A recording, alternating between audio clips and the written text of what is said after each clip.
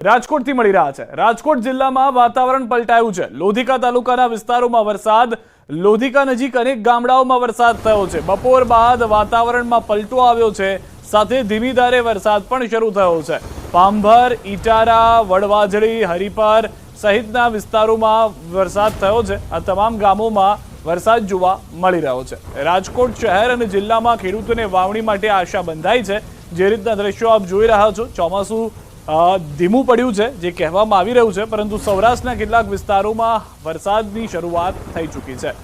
વધુ માહિતી ન્યૂઝ 18 સંવાદદાતા હાર્દિક પાસેથી મેળવીશું। હાર્દિક, રાજકોટ જિલ્લો શું કહી રહ્યો છે, કેવો છે વરસાદ ત્યાં આગળ?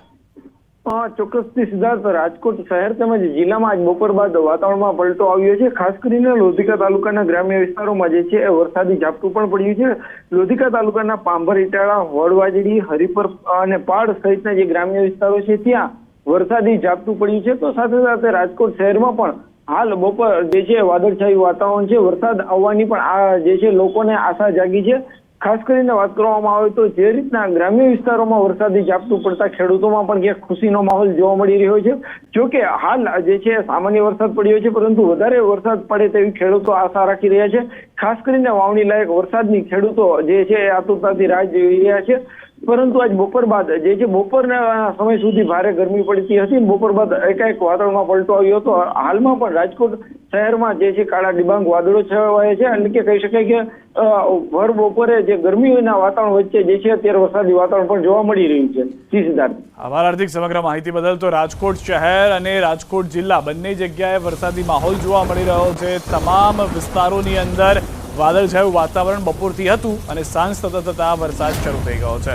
તો કાળા ડિબાંગ વાદળો છવાયેલા છે, ગરમી અને તડકા વચ્ચે વરસાદી વાતાવરણ સર્જાયું છે। આ તરફ રાજકોટની વાત કરી રહ્યા હતા અને હવે વાત કરીએ અન્ય વિસ્તારોની પણ, કે જ્યાં આગળ વરસાદની પરિસ્થિતિ છે। ગરમી અને તડકા વચ્ચે વરસાદી વાતાવરણ સર્જાયું છે। રાજકોટના જ આ દ્રશ્યો અમે આપને બતાવી રહ્યા છીએ। રાજકોટ શહેરમાં પણ તે પ્રમાણેનો જ વાતાવરણમાં પલટો આવ્યો છે, જે રીતે જિલ્લાના અન્ય વિસ્તારોમાં જોવા મળી રહ્યો હતો। તો રાજકોટની અંદર બપોર બાદ વાતાવરણમાં પલટો આવ્યો છે અને વરસાદની શરૂઆત થઈ ગઈ છે। સમાચાર ગીર સોમનાથથી, તંત્રની ઘોર બેદરકારી। ગીર ગઢડાના પડપાદર ગામે ભોજનમાં જીવાત, આંગણવાડી કેન્દ્રના ભોજનમાં નીકળી છે જીવાત। ભોજનમાં ઈયળ, ધનેડા નીકળ્યો હોવાની જાણકારી છે। વાલીઓનો આક્ષેપ છે કે બાળકોએ ઘરે જાણ કરતા મામલો સામે આવ્યો છે। સત્તાધીશોને તો ખ્યાલ પણ ન હતો। બાળકોએ જ્યારે ફરિયાદ કરી ત્યારે આ સમગ્ર ઘટના સામે આવી। તો જીવાતવાળું ભોજન સંચાલિકાએ ફેંકી દીધું। સરપંચ સહિત ગ્રામજનો દ્વારા આંગણવાડી કેન્દ્ર પહોંચ્યા હતા। ગ્રામજનો અને આંગણવાડી સંચાલિકા તથા તેમના પતિ સાથે બોલાચાલી થઈ હોવાની જાણકારી છે। આવતીકાલથી આંગણવાડી કેન્દ્ર ન ખોલવા દેવા ગ્રામજનોની ચીમકી છે। સરપંચે સમગ્ર મામલે સીડીપીઓને રજૂઆત કરી છે કે બાળકોને જીવાતવાળું ભોજન આપવામાં આવ્યું છે। જે સંચાલિકા હતા તેઓ સમજી ગયા હતા કે અનાજની અંદર ડખો છે અને તેઓએ અનાજ ગ્રામજનો પહોંચે તે પહેલા જ ફેંકી દીધું હતું। ગ્રામજનોએ હાલમાં સ્પષ્ટ કર્યું છે કે જો બાળકોને આ રીતનું જ ભોજન આપવું હોય તો તેઓ આંગણવાડી કાલથી ખોલવા નહીં દે। સરપંચે આગળ ફરિયાદ કરી હોવાની પણ જાણકારી મળી રહી છે। ઈળું ને મટકા નીકળેલા હતા। અમે ભાગ પેટી ઘરે આવીને જોયું, અમે છાંક્યું હતું પણ એમાં જોયું ને તો એક ક્ષણા હળીગલા નીકળ્યા ને એમાં હળીગલા નીકળ્યા ને એમાં મટકા મરી ગયેલા અને ઈળું પણ દેખાય અમને। હા, એ બંને જાણકાર થતા હું હરુભરું આવ્યો, છતાંય ઉગ્ર વસ્તુ કરતા જાય છે। મેં ગઢડા સાહેબ શ્રીને પણ જણાવેલું કે ભાઈ આ વસ્તુ બનેલી છે અમારા ગામમાં, જેથી કરીને સંજ્ઞાનમાં લેવું કે અનાજમાં કોઈ જંતુ નીકળે એ સલાવી લેવામાં નહીં આવે। સરપંચ દ્વારા જાણ થઈ છે અમને બપોર પછી, અને એ બાબત માટે અમે રૂબરૂ સ્થળ કરાઈ કરી સંચાલક અને આંગણવાડી કેન્દ્ર અને ગ્રામજનો સાથે રૂબરૂ મુલાકાત કરી। સમાચાર રામોલ બ્રિજ પાસેથી નકલી ચલણી નોટો ઝડપાઈ છે। સીઆઈડી ક્રાઇમે 15,30,000ની નકલી નોટ સાથે 3ને પકડ્યા છે। ઝડપાયેલા 3 શખ્સો રાજસ્થાનના હોવાનું સામે આવ્યું છે। રાજસ્થાનમાં પણ 2 વખત પકડાઈ ચૂક્યા છે આરોપીઓ। અમદાવાદમાં મોહિન નામના શખ્સને નકલી નોટ આપવાના હતા।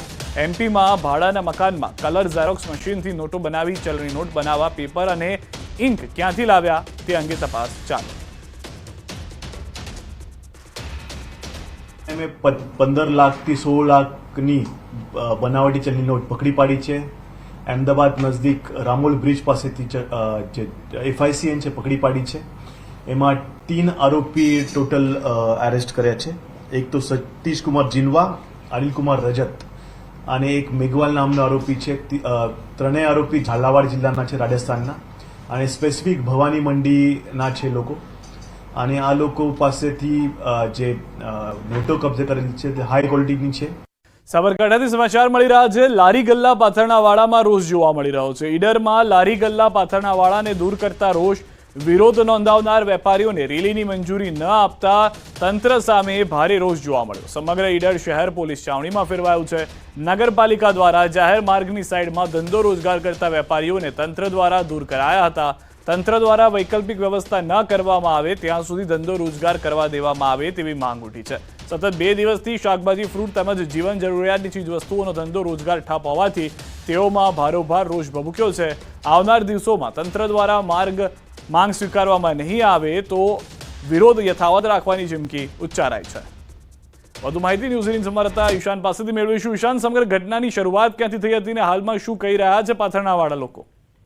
ચોક્કસ નગરપાલિકા દ્વારા ગઈકાલથી કામગીરી ચાલુ કરવામાં દબાણો દૂર કરવાની કામગીરી ચાલુ કરવામાં આવી, જેને નગરપાલિકા વિસ્તારમાં લારી ગલ્લા તેમજ પાછળના વેપારીઓને દૂર કરવામાં આવ્યા હતા, જેને લઈને તેમને આક્રમક મૂડમાં જોવા મળી રહ્યા છે. ખાસ કરીને પહેલા તો તેમણે ધારાસભ્યના ઘરે જઈને ત્યાં રજૂઆત કરી હતી, ત્યારબાદ એને રેલીની મંજૂરી માંગી હતી. ત્યારબાદ રેલીની મંજૂરી ન આપતા હાલ પછી સમગ્ર લોકો દ્વારા વિરોધ પ્રદર્શન કરવામાં આવી રહ્યું છે. અને ખાસ કરીને હાલ ઈડર જે વિસ્તાર છે જ્યાં લારી પાથરના અને લારી ગલ્લાવાળા લોકો છે ત્યાં સમગ્ર પોલીસ છાવણી ફેરવાઈ છે. નોંધનીય છે કે તેમની એક જ માંગ છે, જ્યાં સુધી વૈકલ્પિક વ્યવસ્થા ના કરવામાં આવે ત્યાં સુધી એ ધંધો કરવા છે. કારણ કે રોજનું કમાઈને રોજનું ખાવાવાળા લોકો છે અને તમામ લોકોને અત્યારે હાલ રોજગારી છીનવાઈ રહી છે. જેના કારણે અત્યારે હાલ તો આક્રમક મોડમાં જોવા મળી રહી છે.